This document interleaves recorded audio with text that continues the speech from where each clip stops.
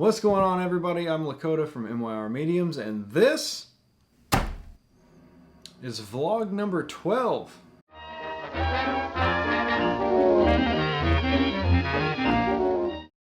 You ever wonder what it's like living in a small rural town in Missouri? Well, let me give you an example. In the early morning hours of August 11th, a man in our area was shot and killed in his home, and the assailant fled the scene. The next day, one of our new employees comes in and she says, "Hey, did you guys hear about that guy that was shot and killed? That was my cousin." And then one of our other new employees turns around and says, "Oh my gosh, I am so sorry. My cousin shot your cousin." To which the first girl replied, "Oh wow, small world. Don't worry about it. It happens." It doesn't get much more small town in the Ozarks than that, folks. I wanted to share that story because, well, it's sad, but I'll be darned if it didn't give everybody at work a good chuckle. At least the exchange between the two employees made us laugh, not the dead guy. But what I really wanted to talk about is actually a very happy story about a guy I used to know. This man is an old school professional skater that sadly you've probably never heard of, but if you are a skater or you've played the Tony Hawk Pro Skater games, you have probably used his signature move. His name is Chris Weddle. He was born in California and has been skating since the 80s. He had his come up with the likes of Alan Losi, Tony Hawk, Lance Mountain, Omar Hassan, and has skated with many more. I got to meet and skate with Chris a handful of times because at some point they moved out here to Missouri and I became friends with his daughter Liz.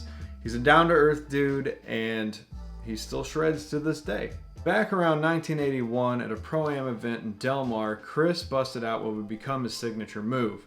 Now there was a trick called the Indy Grab or the Indy Air, and that was when, while in the air, the rider would reach down with his backhand and grab the middle of the board. Chris modified this by reaching down with his front hand and grabbing the middle of the board. There was discussion over what the move should be called, but since Chris was seemingly the first person to do it, they decided to go with the Mute Air. Alright, weird name. Why not call it the Chris Grab or the front hand shimmy? Why did they land on Mute Air? Well, that is because Chris is deaf. There's speculation on who actually solidified the name and had the final say or popularized it. Some people think it was Alan Losi or Alan Losi's dad that actually did it. Either way, it stuck and it even made it into the Tony Hawk games, which, by the way, Tony Hawk Pro Skater 2 is and always will be the best skate game that has ever been created, and I will die on that hill. Apparently, Chris, although not bitter about it, has had one issue with the name. I've only heard him be vocal about it one time, but that's the key to the problem. He was vocal about it. Chris is deaf.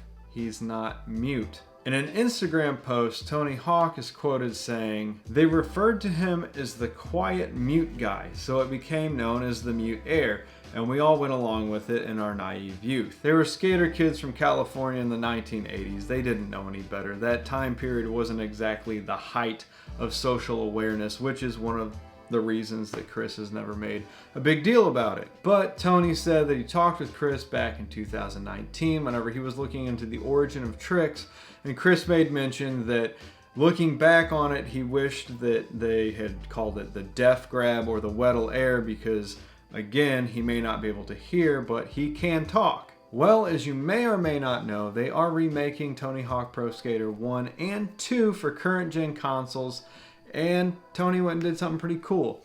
They have officially changed the name of the Mute Grab to the Weddle Air. I think it's pretty badass that the creators of the game have done this to honor the creator of the move. And Chris, congratulations on getting the recognition that you deserve. You are one of the OGs that paved the way for skateboarding to turn into what it is now, which is utterly insane. It's funny that back in the day, just reaching down to grab your skateboard was like, whoa! And then nowadays, people are doing kickflip backflips on 40-foot vert ramps. People are just like, seen it. Obviously it was a bigger deal. The boards that like I think Chris uses a 9-inch wide board now, and the boards back then were like insanely heavy with like the grind bars underneath and the trucks and wheels that were super fat. I was an okay skater at best when I was a teen, before I blew out my ankles in utterly horrific ways. But I had one thing in my bag of tricks that was impressive. I could ollie really high, which meant that I could kickflip really high, and I could land a kickflip indie on flat ground. And one of my favorite memories was I did that in front of Chris one time, and he gasped and clapped. And I will carry that with me forever. I made a professional skater gasp. And speaking of memories and making them, we have added a new addition to our family. We got a cat. I didn't want it. My family bamboozled me and we ended up with it. And now I've kind of fallen in love with it. But I wanted to show you this clip of us introducing the dogs to it, because it did not go the way that I thought it would. Max, I kind of guessed that he would either be scared or act like a mother. And he did the first one. He was scared. He left. He went outside. He wanted no part of it. Echo, on the other hand, has always been one of the chillest dogs I've ever met. And whenever he saw the cat, he was not okay with it. Echo, you descended from wolves, and this is what we get from you?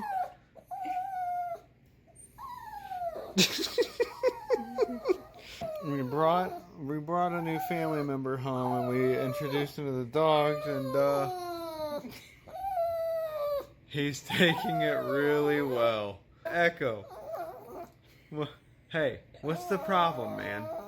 What is the problem? Look at the little guy. And you throwing a fit.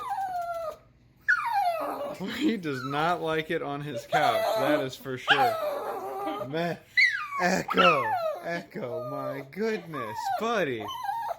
Max is hiding behind Mom.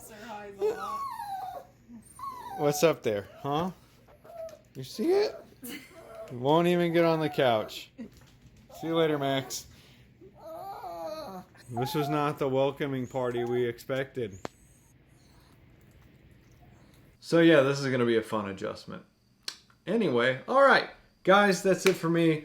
Thank you for watching. Send Chris some love. You can find him on Facebook. I'm working on a bigger video right now that'll hopefully air later this week. I just got to finish up all the artwork for it. So wish me luck on that, and I wish you luck with whatever the crap you're working on. Alright? Good. Get out of here. Please like and subscribe.